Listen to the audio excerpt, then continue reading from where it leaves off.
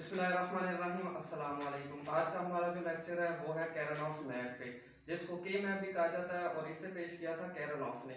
ये Boolean expression को simple बनाने के लिए, सादा बनाने के लिए इस्तेमाल किया जाता है। ये जो बड़ी बुलियन एक्सप्रेशन होती हैं उनको छोटा करने के लिए इस्तेमाल किया जाता है। आज हम जो है वो टू वेरिएबल्स बुलियन एक्सप्रेशन को सिंपल बनाएंगे। इसके बाद मेरा एक लेक्चर आएगा, उसमें थ्री वेरिएबल्स होंगे और फिर हम थ्री वेरिएबल्स को भी सिंपल बनाएंगे। उसका जो लिंक है वो मैं इसके डिस्क्रिप्शन में दे दूंगा जब वो लेक्चर हम तैयार करके अपलोड करेंगे। ठीक है, तो आज हम शुरू करते हैं टू वेरिएबल बुलियन एक्सप्रेशन। एक बुलियन एक्सप्रेशन लिख लेते हैं, y is equal to A bar B plus A B. एक बात आपने ध्यान में रखनी है, यहाँ पे जो ए बार है यानी जिस वर्ड के ऊपर बार होगी वो होगा 0 और जिस वर्ड के ऊपर बार नहीं होगी वो चाहे बी हो चाहे ए हो वो होगा 1। ठीक है जी।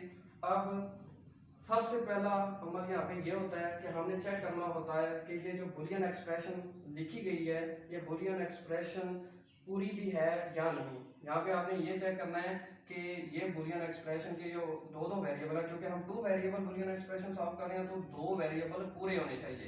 ए बी यहाँ पे भी है और यहाँ पे भी है, यानी कि हमें यहाँ पे बुलियन एक्सप्रेशन को पूरा करने की जरूरत नहीं है, ये पहले से ही बुलियन एक्सप्रेशन पूरी है। अब हम इसको सॉल्व करते हैं। सॉल्व करने के लिए जो कैरनॉफ ने मेथड दिया था वो कुछ इस तरह है।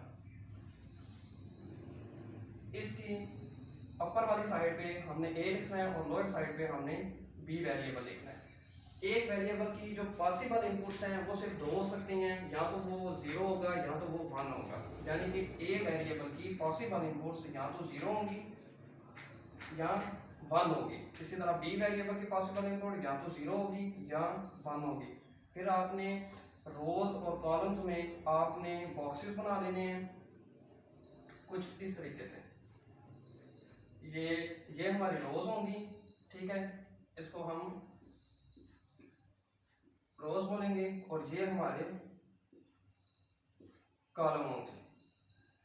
ठीक है जी। यहाँ पे अब हमने इस एक्सप्रेशन को देखना है और ये देखना है कि ये इनपुट्स हमें क्या दे रही हैं। ए बार का मतलब आपको मैंने बताया था कि 0 होगा और बी का मतलब 1 होगा, यानी कि ए बार 0 और बी जो है वो 1। हमने इसको इन बॉक्सेस में देखना है कि ए बार 0 कहाँ पे है, इस जगह पे। जो ए है वो 0 इस जगह पे है, तो ये कॉलम सेलेक्ट होगा। इसी तरह बी जो है वो 1 है, तो बी 1 कहाँ पे है, इधर, यानी कि ये रो सेलेक्ट होगी। ये कॉलम सेलेक्ट हुआ ए के जरिए और ये रो सेलेक्ट हुई बी के जरिए, तो हम यहाँ पे लिखेंगे 1। इसी तरह अगली को चेक करेंगे, ए 1 है और बी भी 1 है, यानी कि ए भी 1 है, ये कॉलम सेलेक्ट होगा और बी भी 1 है तो ये रो सेलेक्ट होगी। ये देखें ये सेलेक्ट हो गया। अब इसके बाद आपने यहाँ पे ग्रुप्स बनाने हैं। ग्रुप्स कितने के बनते हैं? ग्रुप्स पॉसिबल ग्रुप्स जो हैं वो 1 का बनता है, 2 का बनता है, 4 का बनता है, 8 का बनता है। पॉसिबल ग्रुप जो बनते हैं वो आपने बनाने हैं। तो यहाँ पे पॉसिबल जो ग्रुप्स हैं वो सिर्फ 2 के बनाए जा सकते हैं।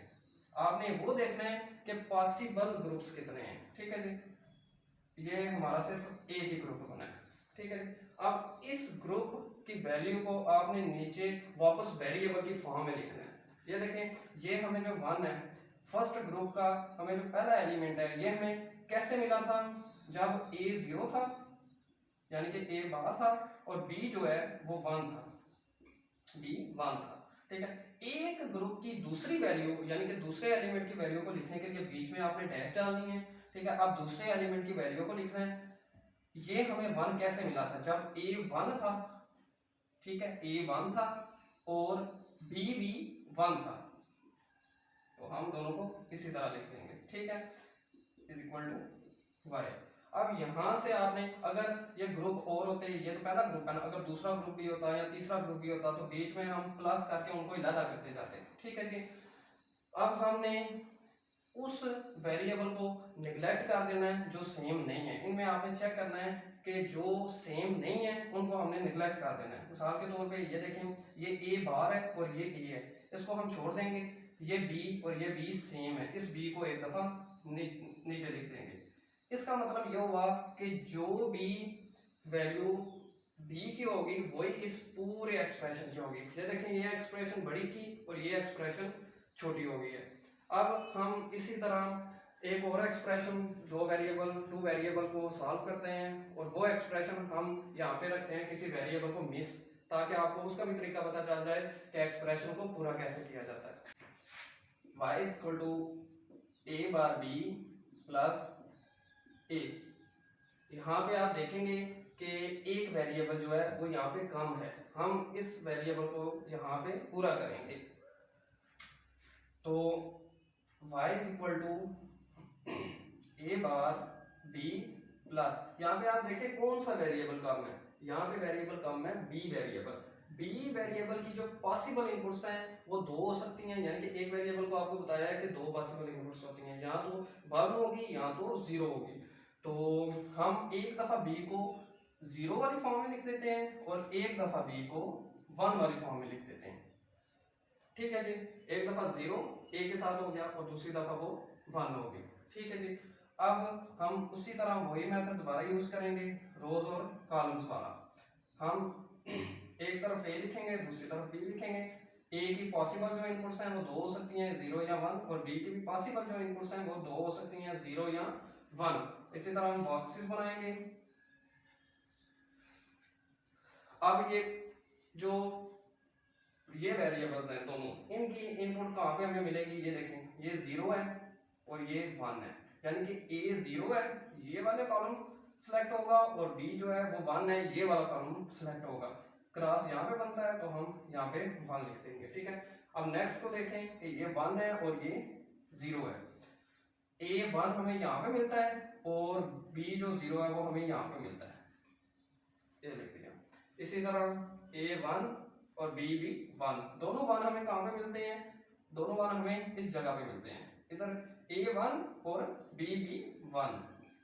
अब हमारा नेक्स्ट स्टेप क्या है कि हमें यहाँ पे बनाने हैं ग्रुप्स। ग्रुप्स किस तरह बनाने हैं, मैंने आपको बताया था कि पॉसिबल ग्रुप जितने का बनता है आपने उतने का बनाना है, 2 का, 4 का, 8 का। ठीक है जी, तो यहाँ पे पॉसिबल ग्रुप 4 का तो नहीं बन सकता, अलबत्ता 2 के बन सकते हैं। ये देखें, ये हो गया ग्रुप नंबर 1 और ये हो गया ग्रुप नंबर 2। ये हमारे पास 2 ग्रुप बने हैं, एक ग्रुप 1 और दूसरा ग्रुप 2। ठीक है जी, अब इन दोनों ग्रुप्स की वैल्यू को यहाँ पे लिखेंगे, यानी कि ये हमें 1 कहाँ पे मिले थे। सबसे पहले ग्रुप 1 को चेक करेंगे। ग्रुप 1 का पहला एलिमेंट जो है 1, ये हमें कैसे मिला था, जब a 1 था और b 0 था। जब a 1 था और b 0 था, मैंने बताया था a की ग्रुप के दूसरे एलिमेंट्स को लिखने के लिए हम बीच में डैश डालेंगे और दूसरे एलिमेंट को लिखेंगे कि ये 1 हमें कैसे मिला है, जब a भी 1 था और b भी जब 1 था, a b। अब एक ग्रुप जो है वो हमारा पूरा हो चुका है, अब बीच में हम प्लस डालेंगे। ठीक है जी, अब दूसरे ग्रुप को लिखेंगे, ये जो हमारा दूसरा ग्रुप है अब इसको हम लिखेंगे। ये कैसे लिखेंगे जी, जब a, ये वाली पहला एलिमेंट हमें कैसे मिला था, जब a भी 1 था और b भी 1 था। ये देखें, बीच में डैश। अब दूसरे ग्रुप के दूसरे एलिमेंट को लिखेंगे कि यह हमें कैसे मिला था, जब b a 0 पे था और b 1 पे था, a 0 पे था और b 1 पे था। अब हमने यहाँ पे उन वैल्यूज को नेग्लेक्ट करना है जो सेम नहीं है। ये देखें, a है और ये भी a है, सेम है, लिख देंगे। b बार है और ये b है, नहीं लिखेंगे प्लस।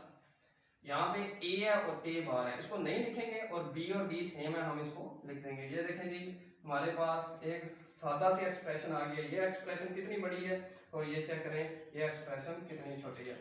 तो अब जो है इसके बाद हम एक वीडियो लेक्चर अपलोड करेंगे जिसमें 3 वेरिएबल बूलियन एक्सप्रेशन के बारे में बताया जाएगा और वो हम सॉल्व करके बाकायदा तौर पे आप स्टूडेंट्स के सामने पेश करेंगे।